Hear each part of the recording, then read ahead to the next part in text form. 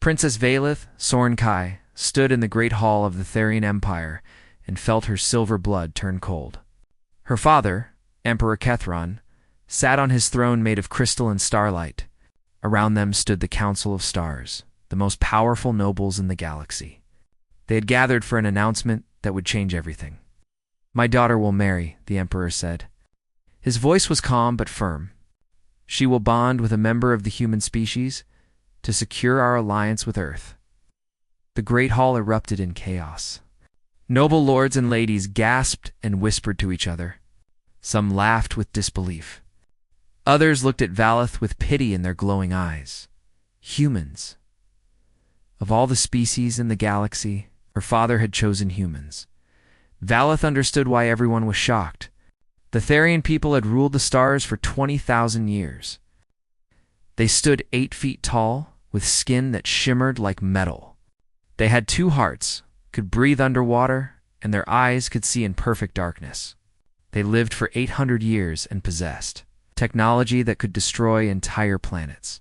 Humans had none of these gifts. They were small, soft creatures who lived for barely a century. They had only discovered how to travel between stars 200 years ago. They could not survive in space without special suits.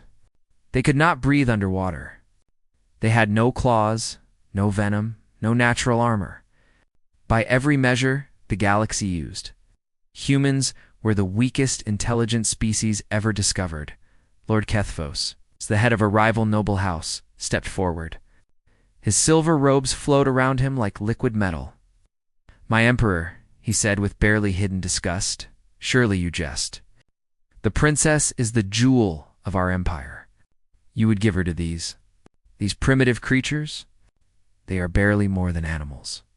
Other nobles nodded in agreement. Lady Silvera, known for her sharp tongue, added her voice to the protest. "Humans cannot even communicate through thought," she said. "They must make sounds with their mouths like beasts. They are fragile, short-lived, and utterly unremarkable. This marriage would shame our entire civilization." Valith listened to all of this without speaking. She kept her face perfectly calm, revealing nothing of her true feelings. Her father watched her carefully, waiting for her reaction. The Emperor raised his hand for silence. "This decision is final. The human government has agreed to send a suitable mate. He is Commander Marcus Chen, son of Earth's chief ambassador and an officer in their exploration fleet. The marriage will prevent a war that could destroy 3 star systems. My daughter understands her duty." All eyes turned to Valith. The nobles expected tears. They expected anger or pleading, or at least a show of disappointment. A princess of her status, forced to bond with a human. Surely she would protest this cruel fate. Instead, Princess Valith smiled. It was not a sad smile or a forced one. It was genuine, bright, and full of something that looked almost like excitement. "When do I meet him?" she asked. The entire hall fell silent. Lord Kethphos stared at her as if she had lost her mind. Lady Silvera's mouth hung open in shock. Even the Emperor seemed surprised by his daughter's reaction. "Accept this?" her father asked carefully. "What?" "I do," Valith said.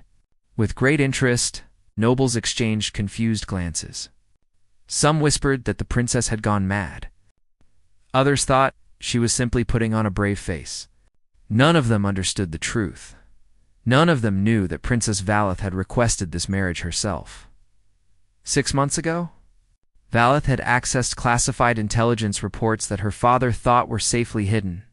She had spent countless nights reading about the human species, and what she found had changed everything she believed about strength and weakness. The reports contained information that the noble houses would never accept. They told stories that seemed impossible. Humans had once lived on a single planet, trapped by gravity and distance. They looked up at their moon and decided they wanted to walk on it. They had no advanced technology, no help from other species. They built machines powered by controlled explosions and mathematics. They strapped themselves to these machines and flew through the void of space. Many died in the attempt. The humans kept trying until they succeeded. When humans encountered other animals on their world, they did not simply hunt them or avoid them. They formed bonds with wolves, the most dangerous predators near their settlements. Through generations of patience and care, they transformed these wolves into loyal companions called dogs. Humans had done the same with horses, cats, and countless other creatures. They did not conquer nature. They made friends with it. The reports also contained stories of humans protecting members of other species.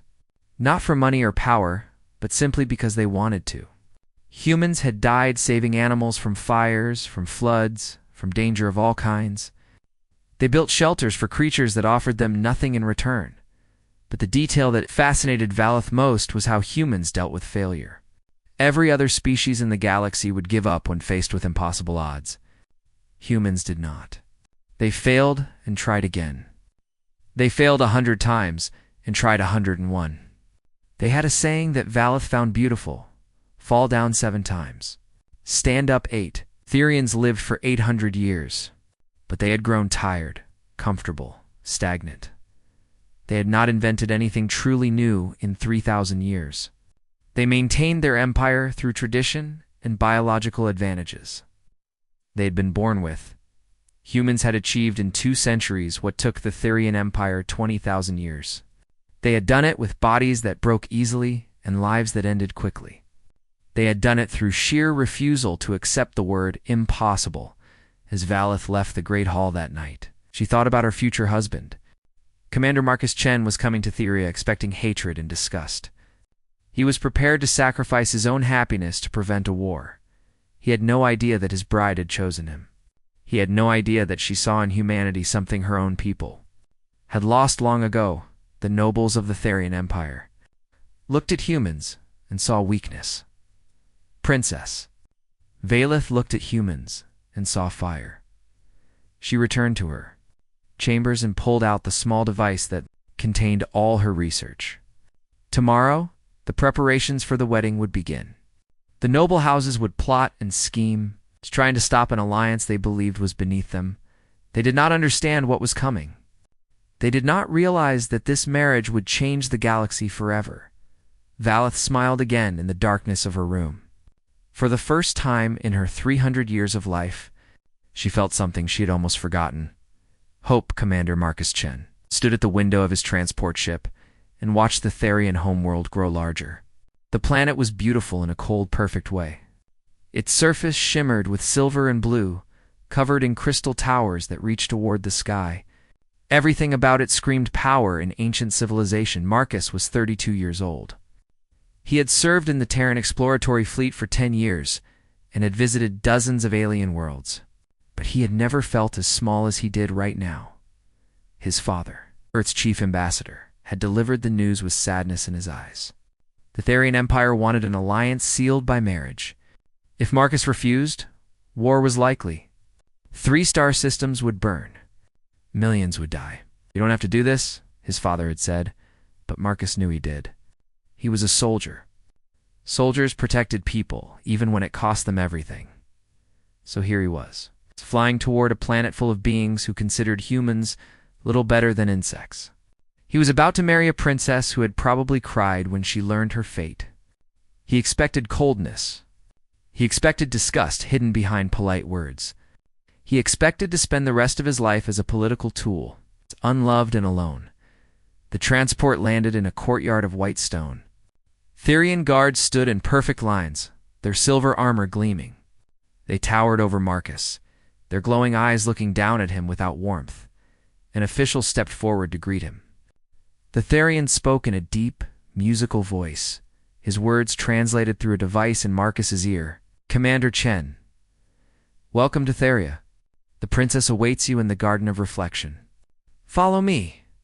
Marcus walked through halls filled with art and technology beyond anything Earth possessed. Crystal sculptures floated in the air without support. Walls displayed moving images of Therian history, stretching back thousands of years. Everything was designed to remind visitors of the Empire's power and humanity's insignificance. The Garden of Reflection was a vast space filled with plants that glowed with soft light. A stream of silver water flowed through its center, making sounds like gentle music. Standing beside this stream was the tallest, most striking being Marcus had ever seen. Princess Valith Sordenkai turned to face him. She stood nearly 8 feet tall, with skin that shifted between silver and pale blue. Her eyes were large and luminous, filled with colors that had no names in human languages. She wore a simple white gown that seemed to be made of woven starlight. She was utterly alien. An utterly beautiful Marcus prepared himself for cold formality. He expected her to look at him the way one might look at an unwanted pet. Instead, the princess walked toward him with quick, eager steps. Her eyes were bright with something that looked like excitement. "Commander Chen," she said. Her voice was warm, curious. "I have waited a long time to meet you. I have so many questions." Marcus blinked in surprise. "Questions, Your Highness?" "Yes." She clasped her hands together like an eager student. "Is it true that your species once traveled to your moon using only chemical rockets and mathematics? No gravity manipulation, no energy shields, no help from any other civilization?" This was not what Marcus had expected. Yes, that's true. It happened almost 400 years ago." Gilith's eyes grew even brighter. "Remarkable. And is it true that humans domesticated wolves? That you took one of your world's most dangerous predators and transformed them into loyal companions through nothing but patience and kindness?" "Dogs," Marcus said, still confused. "Yes, we have dogs. My family had one when I was young. His name was Cooper." Cooper Valith repeated the name like it was precious. "I have read about dogs.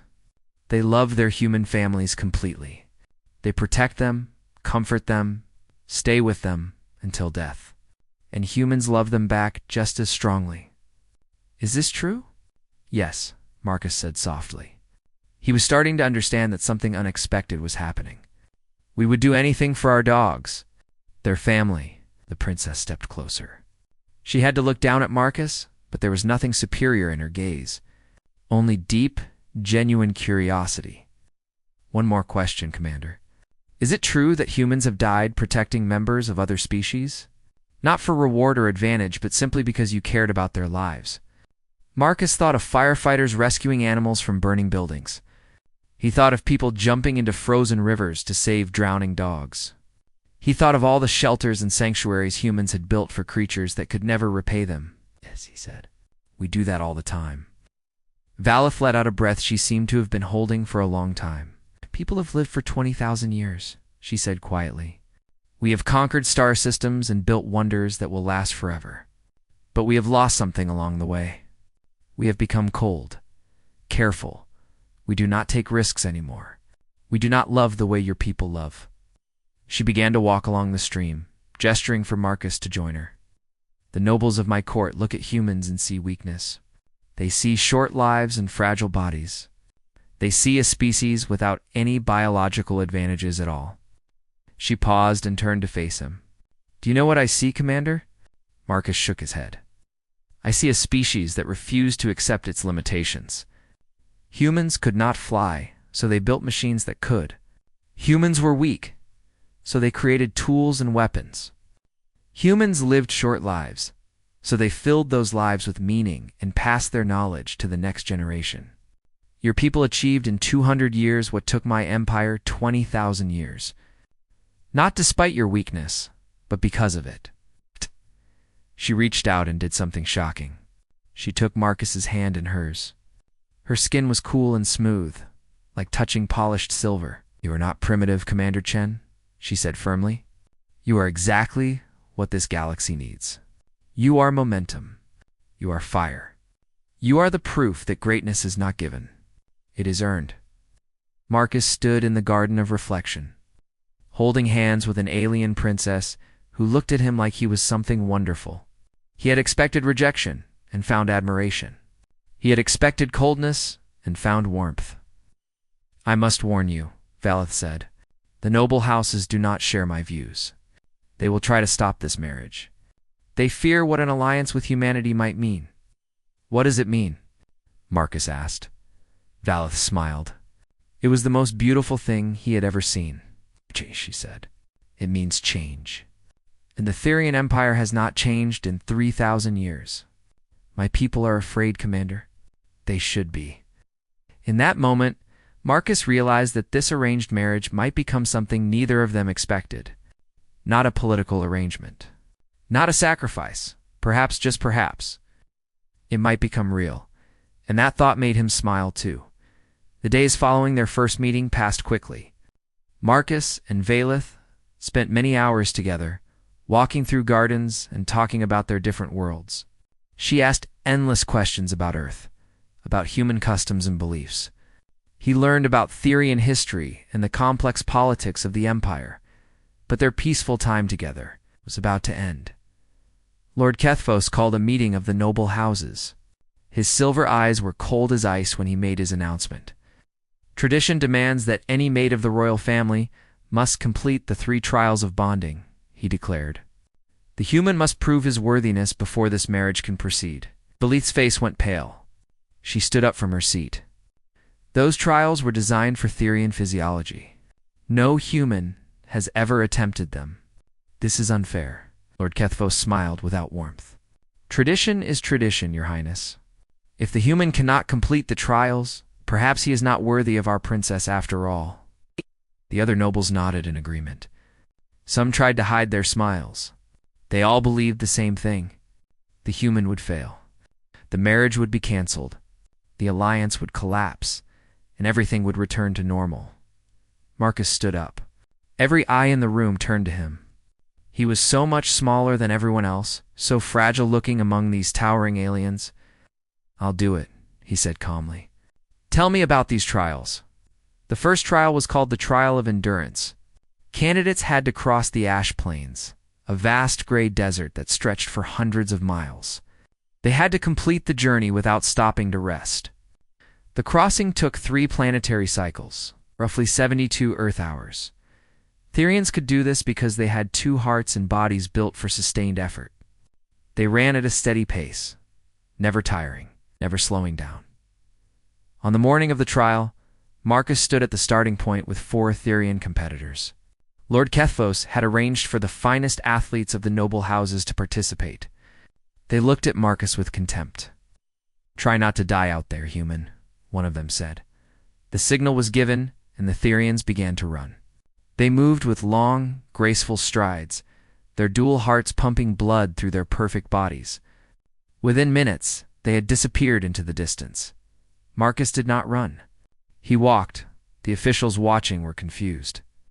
Was the human giving up already? Had he lost his mind? But Marcus knew something the Therians did not understand. Humans were not built for speed. They were built for something else entirely. Long ago, on the plains of Earth, human ancestors had hunted in a way no other predator could match. They did not chase their prey in a quick sprint. They followed it. Hour after hour, mile after mile, they simply kept walking, while the animal they hunted ran itself to exhaustion. Humans were pursuit predators. They did not need to be fast. They just needed to never stop. Marcus walked through the gray desert under the strange Therian sky. He maintained a steady pace, not too fast, not too slow. He drank water when he needed it. He ate small amounts of food at regular intervals. He let his mind wander while his body moved forward automatically. 20 hours passed. Marcus kept walking. At the 40-hour mark, something unexpected happened. He began to pass Therians. The first one he found was sitting on a rock, breathing heavily. The alien had pushed too hard at the start and burned through his energy reserves. His 2 hearts were struggling to keep up with the demands he had placed on them. How are you still moving? The Therian gasped as Marcus walked by. I never stopped, Marcus replied. He kept walking. At 50 hours, he passed 2 more Tharians who had collapsed from exhaustion. Their bodies were designed for sustained effort, but they had never learned to pace themselves. They had never needed to. At 65 hours, Marcus crossed the finish line. He was tired, dirty, and his legs ached terribly. But he was standing. Behind him, only 2 of the 4 Therian competitors finished the trial. The other 2 had to be rescued from the desert. The nobles watched in stunned silence. Lord Kethphos looked like he had swallowed something bitter. The second trial was called the Trial of Wit. It was a complex. strategy game played on a board of floating crystals. Each player commanded an army of pieces with different abilities. The goal was to capture the opponent's central crystal. Therians had played this game for thousands of years. Their logical minds analyzed every possibility, calculated every outcome. They played with cold precision. Marcus sat across from a Therian master who had never lost a match. The alien smiled confidently. "This should be quick," the master said. The first 2 rounds were exactly that. The Therian destroyed Marcus's armies with elegant, precise moves. The humans seemed completely tamed. Then something changed. In the 3rd round, Marcus made moves that made no logical sense. He sacrificed valuable pieces for no apparent reason. He attacked in directions that seemed pointless. The Therian master was confused but pressed forward. Too late, he realized he had walked into a trap. Marcus had been bluffing, making himself look weak while setting up a devastating counterattack. The human won the 3rd round in spectacular fashion. The Therians had never encountered this before. They played games through pure logic. The concept of deception as strategy was alien to them. Marcus won the next 6 rounds using the same technique. He lied with his moves. He made his opponents believe false things. He used their own logical nature against them. "Cheated," the master said, struggling to accept his defeat. "Played differently," Marcus corrected. "That's not the same thing." The 3rd trial was called the Trial of Heart. Each candidate had to present a gift to the princess, something that proved their worthiness as a mate. The noble houses had prepared for this. Their candidates presented treasures beyond imagination. One gave a star map made of pure light. Another offered a jewel formed in the heart of a dying sun. A third presented a ship capable of crossing the galaxy in moments. Then it was Marcus's turn. He walked forward holding a small, worn book. Its pages were yellow with age, and its cover was faded and soft. Lord Kethphos laughed. "This is your gift? A primitive bound paper object? How pathetic." Marcus ignored him. He approached Volith and held out the book. "This belonged to my grandmother," he said quietly. "And her grandmother before her? It contains recipes that my family has made for 4 generations. Each one is written by hand. Each one carries memories of celebrations, of holidays, of ordinary meals shared with people we loved." He placed the book in Vila's hands. "On Earth, we believe that the value of a gift is not measured by its price or its rarity. It is measured by what the giver is willing to share of themselves. This book is my family's history. It is the most precious thing I own, and I want you to have it." The great hall was silent. Valith looked at the book. She opened it carefully and saw handwritten words in faded ink. She saw notes in the margins, little comments from generations of Marcus's family. She saw love preserved on paper. Her eyes filled with tears. She had lived for 300 years and received countless treasures. None of them had ever made her feel like this. "This is the greatest gift I have ever received," she whispered. Marcus had passed all 3 trials. The nobles were shocked, angry, and afraid. Lord Kethphos watched the human with new eyes. This was not the weak, primitive creature he had expected. This was something dangerous, and he knew he would have to find another way to stop this. Marriage before it was too late. The assassination attempt came 3 days after Marcus completed the trials. They were walking together in the lower gardens when it happened. The sun was setting, painting the crystal towers in shades of gold and purple. Valith was telling Marcus about her childhood, about the loneliness of being a princess in a court full of politics and lies. Neither of them saw the attacker until it was almost too late. A figure in black dropped from above, moving with deadly speed. In its hand was a blade that glowed with a sickly green light. Valith recognized it instantly. A venom blade, coated with poison that could kill a Therian in minutes. The assassin was aiming for Valith. Marcus moved without thinking. He threw himself between the princess and the blade, pushing her aside with all his strength. The knife meant for her heart instead cut deep into his shoulder. The assassin fled into the shadows. Guards rushed to respond, but the attacker was already gone. Valeth screamed for help. She pressed her hands against Marcus's wound, trying to stop the blood. The poison was already spreading, turning the veins around the cut an ugly black color. "Get the healers!" she shouted. "Get them now." Marcus was rushed to the medical center. The Therian healers worked frantically, but they held little hope. The poison used in the attack was designed to destroy Therian biology. It broke down cells and stopped hearts. No Therian had ever survived more than an hour after being cut by such a blade. Valeth paced outside the medical chamber, tears streaming down her face. Lord Kethphos and other nobles arrived, pretending to offer sympathy. "A tragedy," Lord Kethphos said. His voice was smooth and false. "Perhaps this is a sign that the union was not meant to be." Valeth turned on him with fury in her eyes.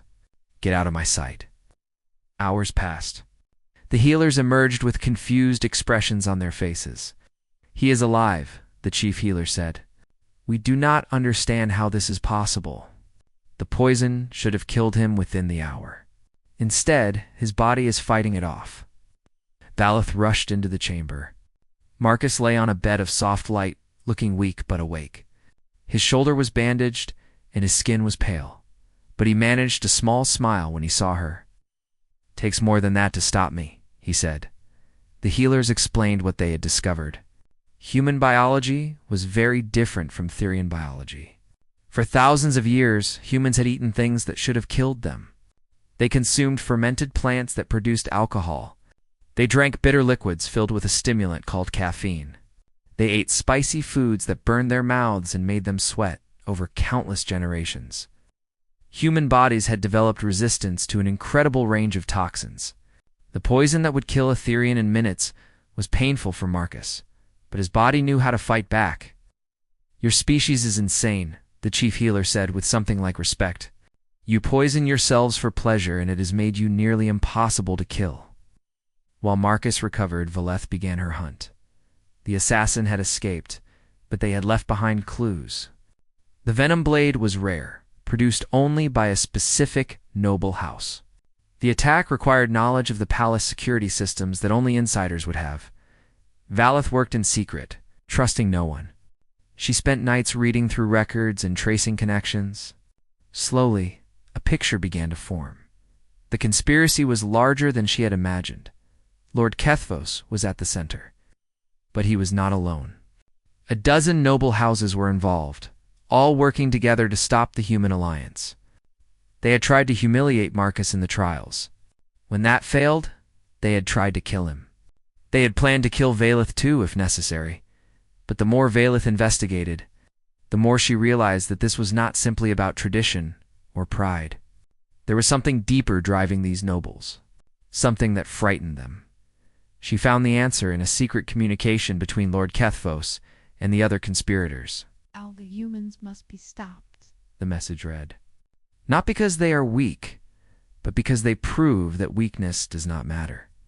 For 20,000 years, we have ruled the galaxy because of our biological gifts, our long lives, our physical strength, our superior minds. We told ourselves that we deserved to rule because we were born better than other species." The message continued. "But the humans have achieved greatness with none of these advantages. They are proof that any species can rise if they simply refuse to give up. If the other civilizations under our control realize this truth, if they see what humans have accomplished with so little, they will begin to question our authority. The empire will fall.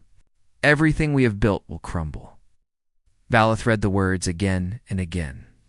Now she understood. The nobles were not afraid of humans because they were weak. They were afraid because humans proved that strength was not necessary for greatness. Humans were living evidence that the entire foundation of the Therian Empire was a lie. Armed with this knowledge, Valeth confronted her father. Emperor Kethron listened to everything without interrupting. When she finished, he was silent for a long time. "You knew," Valeth said. "You knew about the conspiracy." "I suspected," her father admitted. "I could not prove it." "Then why did you agree to my marriage? Why bring humans into this conflict?" The emperor stood and walked to the window. Outside, the crystal city stretched toward the horizon, beautiful and unchanging. Our empire is dying, Valeth. Not through war or disaster, but through stagnation. We have not grown or changed in 3,000 years. We maintain our power through fear and the accident of our biology. But that cannot last forever. He turned to face her. I approved your marriage because the Empire needs what humans represent. We need their fire, their creativity, their refusal to accept impossible odds. We need their ability to change and adapt. Without that, we will slowly fade away, and the noble houses must be challenged. Must be shown that their fear is not a reason to commit murder and treason. The Emperor's eyes hardened. Present your evidence to the Council of Stars. Let the galaxy see what these conspirators have done. Valeth nodded. She had the evidence. She had the truth. The conspirators would face justice. But even as she prepared to expose them, she received disturbing news from her informants. Lord Kethphos had fled the palace. He had taken ships and soldiers loyal to his house, and he was heading toward Earth. The conspirators had one final plan. If they could not stop the marriage through assassination, they would start the very war they claimed to be preventing. They would attack Earth and make it look like a Therian strike. Humans and Therians would destroy each other. The old order would be preserved. Valeth rushed to the medical center where Marcus was recovering. He was already sitting up, reading reports about ship movements. They're going after my planet, he said. His voice was calm, but his eyes were hard with determination. Valeth said, we have to stop them. Marcus swung his legs off the bed. He was still weak, still pale from the poison. But he stood on his own 2 feet. And let's go, he said. Humans do our best work when everything looks impossible. Despite the danger, despite the fear, Valeth smiled. This was exactly what she had seen in those intelligence reports. This was why she had chosen him. Humans never stopped fighting. No matter how bad things looked, no matter how strong the enemy seemed, they simply refused to lose. The fleet of Lord Kethphos moved through space like a silver tide. 12 warships, each one capable of reducing a city to ash, flew toward Earth with murder in their hearts. Their plan was simple but effective. They would attack human colonies on the edge of Earth's territory. They would use Therian weapons and leave Therian wreckage behind. Earth would believe the Empire had betrayed them. War wool. Follow. But racing to intercept them was something the conspirators had not expected. The command ship Unity carried both Therian and human crews. Princess Valeth stood at the center of the bridge beside Commander Marcus Chen. Behind them worked a team drawn from both species, combining their strengths in a way never seen before. We are outnumbered, the Therian tactical officer reported. 12 ships against our 5. Their firepower is superior. What about crew experience? Marcus asked. No. Lord Kethphos commands experienced officers, but his soldiers are loyal to wealth, not cause. Marcus nodded slowly. He had seen this before in human history. Armies that fought for gold rarely matched those who fought for belief. Open a channel to all ships, he ordered. Let me speak to our people. Faces appeared on screens around the bridge. Human and Therian, male and female, young and old. They looked tired and afraid, but they were listening. Many of you did not choose to be here, Marcus began. A week ago, most of us had never worked alongside the other species. We have been taught to see each other as strange, as different, as lesser. But today, we fight together against a common enemy. Not because someone ordered us to, but because we believe in something bigger than ourselves. He paused, looking at Valeth. She nodded for him to continue. The conspirators want to start a war. They believe fear and hatred are stronger than trust and hope. They think they can divide us, turn us against each other, make us destroy everything we might build together. I say they are wrong. His voice grew stronger. Humans have a saying. When things look impossible, that is when we discover what we are truly capable of.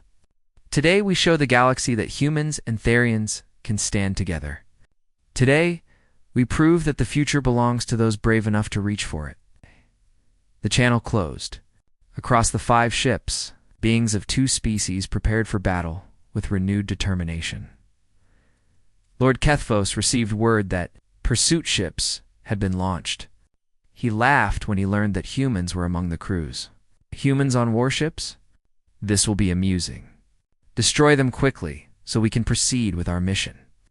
The battle began at the edge of an asteroid field. The conspirators had the advantage in numbers and firepower.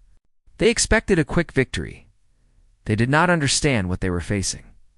The Therian ships in the Unity fleet provided devastating firepower, their weapons tearing through enemy shields with precision. But it was the human pilots who changed everything. Therians flew in predictable patterns, following tactical programs perfected over thousands of years. Humans flew like they were dancing with death. They spun through asteroid fields at impossible speeds. They changed direction without warning, without logic. Without any pattern the enemy computers could predict, the conspirators.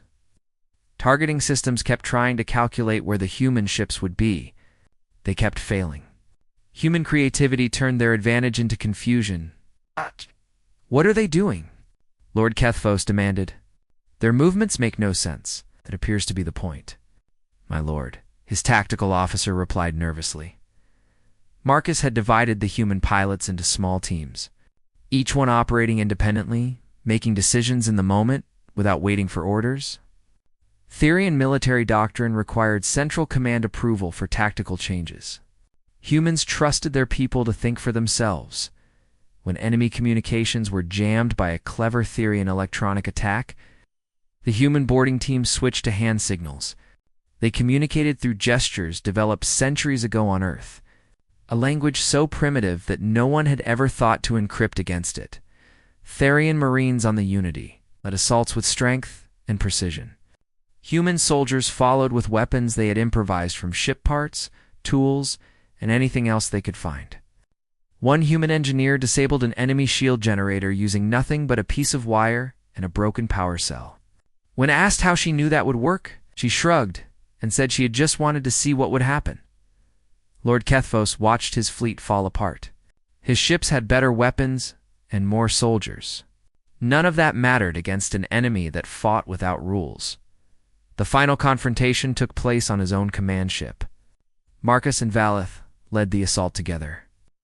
Fighting side by side through corridors filled with smoke and chaos, they found Lord Kethvos on the bridge, surrounded by his last loyal guards. He looked at them with hatred and disbelief. "This is impossible," he spat. "You are inferior, all of you. How can you defeat us?" Marcus stepped forward. He was bleeding from a cut on his forehead, exhausted from hours of battle. But he stood tall. "He spent 20,000 years believing you were better because of how you were born," he said. "You never had to struggle, never had to earn your place. But humans have been fighting impossible odds since we climbed down from the trees.